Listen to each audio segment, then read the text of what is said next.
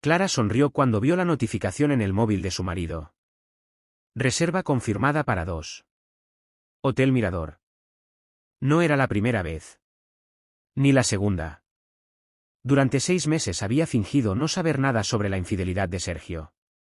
Preparaba la cena, preguntaba por su trabajo e incluso seguía riéndose de sus chistes, mientras por dentro se rompía en silencio.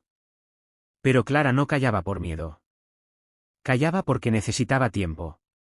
Tiempo para entender cómo el hombre que le prometió amor eterno se había convertido en un extraño. Tiempo para reconstruirse sin depender de nadie. Y, sobre todo, tiempo para decidir cómo irse sin destruir a sus hijos. Todo cambió el día del cumpleaños de la amante. Sergio inventó una reunión urgente y salió de casa con una camisa nueva que Clara jamás había visto. Ella lo siguió. El corazón le latía tan fuerte que apenas podía respirar cuando llegó al elegante restaurante del centro de Madrid, y allí ocurrió algo que nunca imaginó. La amante no estaba sola. Sentada frente a ella había una mujer mayor, la madre de Sergio. Clara observó desde lejos cómo la señora lloraba mientras sostenía las manos de la joven. Entonces escuchó unas palabras que le helaron la sangre. Él te ha mentido igual que me mintió a mí toda la vida. En ese instante, Clara comprendió que la traición iba mucho más allá de una aventura. Sergio llevaba años viviendo entre mentiras, manipulando a todos a su alrededor. Pero, por primera vez en mucho tiempo, Clara no sintió dolor. Sintió libertad. Porque entendió que perder a alguien que no sabe amar nunca es una pérdida, sino el comienzo de una vida mejor. Clara permaneció inmóvil frente al restaurante, escondida tras el escaparate de una tienda cerrada. El frío de la noche madrileña le recorría la piel, pero no tanto como las palabras que acababa de escuchar. La madre de Sergio seguía llorando. Pensé que contigo cambiaría, decía con la voz rota. Pero hace lo mismo que hizo su padre, promete amor mientras destruye a quienes lo quieren de verdad. La amante, una joven llamada Valeria, bajó la mirada avergonzada. Yo no sabía que seguía con su esposa cuando empezó conmigo, susurró. Me dijo que estaban separados. Clara sintió un nudo en el pecho. Durante meses había imaginado a la otra como una mujer fría y calculadora. Pero la realidad era distinta. Valeria también había sido engañada. Entonces ocurrió algo inesperado. La madre de Sergio sacó un sobre y se lo entregó a la joven. Aquí están las pruebas. Mensajes, cuentas ocultas, deudas.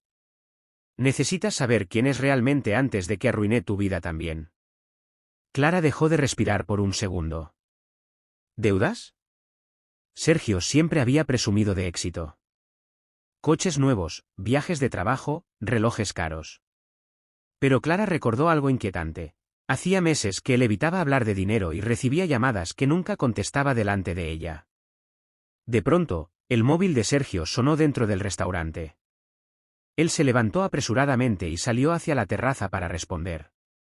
Clara retrocedió para que no la viera, pero alcanzó a escuchar una frase que le cambió todo. Te pagaré pronto, solo necesito vender la casa antes de que mi esposa sospeche. El mundo se detuvo. La casa donde crecían sus hijos. El hogar que ella había ayudado a construir. Sergio no solo estaba traicionando su matrimonio, estaba dispuesto a destruir el futuro de su propia familia. Y esa noche, Clara tomó una decisión definitiva, ya no iba a seguir callando. Clara no durmió en toda la noche. Sentada en la cocina, observaba las fotografías familiares pegadas en la nevera mientras una pregunta le quemaba por dentro. ¿Cómo había llegado tan lejos sin darse cuenta? A las 6 de la mañana, Sergio regresó a casa fingiendo cansancio. La reunión fue horrible, murmuró, evitando mirarla. Por primera vez en meses, Clara no fingió creerle. Solo sonrió con calma. Claro, respondió.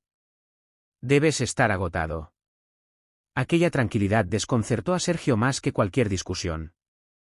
Cuando él se marchó a dormir, Clara hizo algo que llevaba semanas temiendo hacer. Abrió la carpeta donde guardaba documentos del banco, contratos y facturas. Lo que encontró la dejó helada. Había préstamos a nombre de ambos. Tarjetas casi bloqueadas. Y una notificación legal sobre el impago de una hipoteca secundaria que ella jamás había firmado conscientemente. Las manos le temblaban. Sergio no solo la había engañado emocionalmente, la había arrastrado hacia una ruina económica silenciosa. Pero el golpe más duro llegó unas horas después. Mientras revisaba antiguos correos electrónicos, encontró un mensaje enviado desde el ordenador de Sergio a un agente inmobiliario. Necesito vender rápido antes de que mi esposa descubra el verdadero estado de nuestras cuentas. Clara sintió rabia, sí. Pero también algo nuevo, claridad. Toda su vida había esperado que Sergio cambiara, que volviera a ser el hombre del que se enamoró. Pero ese hombre ya no existía, o quizá nunca existió realmente. Esa misma tarde llamó a una abogada recomendada por una amiga. Y, por primera vez en mucho tiempo, alguien la escuchó sin juzgarla. Clara, le dijo la mujer con firmeza, aún estás a tiempo de protegerte a ti y a tus hijos. Aquellas palabras fueron como aire después de meses bajo el agua. Porque a veces el verdadero comienzo no llega cuando alguien te rompe el corazón, sino cuando decides dejar de romperte por alguien que no lo merece. Durante los días siguientes, Clara dejó de llorar. Mientras Sergio seguía viviendo entre excusas y mentiras, ella comenzó a preparar su salida en silencio. Reunió documentos, abrió una cuenta bancaria solo a su nombre y habló con la abogada casi a diario. Cada paso le devolvía una fuerza que creía perdida. Pero el destino aún tenía preparada otra sorpresa. Una tarde, al salir del despacho de abogados, Clara vio a Valeria esperándola frente al edificio. La joven parecía nerviosa. Necesitaba hablar contigo, dijo con los ojos llenos de culpa. Sé que probablemente me odias, pero yo tampoco sabía quién era realmente Sergio. Clara guardó silencio. Valeria le entregó una carpeta gruesa. Dentro había capturas de mensajes, contratos y transferencias bancarias. Descubrí que usaba mi dinero también, confesó.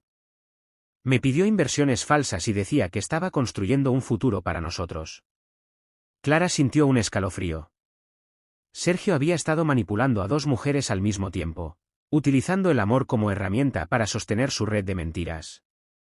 Entonces Valeria reveló algo todavía peor. No eres la primera. Aquellas palabras cayeron como una bomba. Había otras mujeres antes. Otras promesas. Otras vidas dañadas.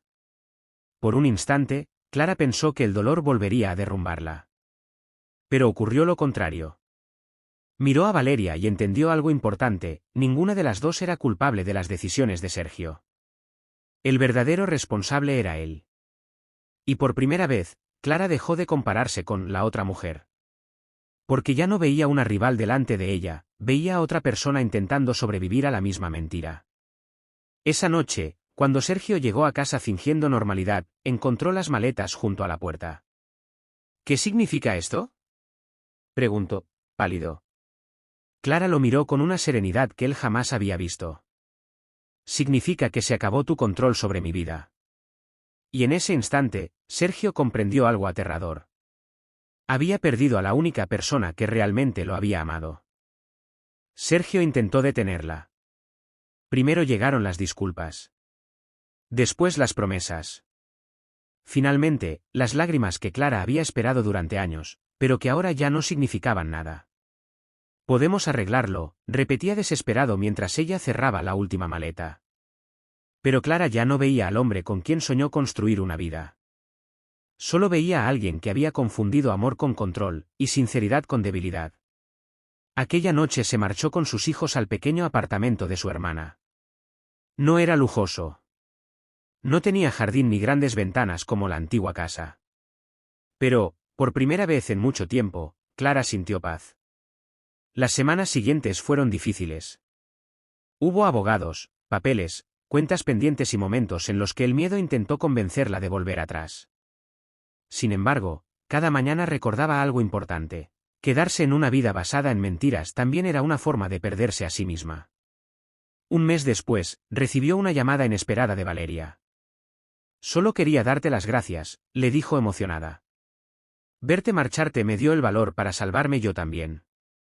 Clara colgó el teléfono con lágrimas en los ojos. Y entonces entendió que, a veces, una mujer que decide romper el silencio no solo cambia su propia historia, también inspira a otras a hacerlo. Con el tiempo, Clara empezó de nuevo. Encontró trabajo en una pequeña editorial, Volvió a reír con sus hijos y recuperó partes de sí misma que había olvidado durante años. Una tarde, mientras caminaba por las calles de Madrid iluminadas por el atardecer, sonrió sin darse cuenta. Porque el final de su matrimonio no había sido el final de su vida. Había sido el comienzo de su libertad. Y descubrió que el amor más importante no era el que había perdido, sino el que finalmente aprendió a tenerse a sí misma.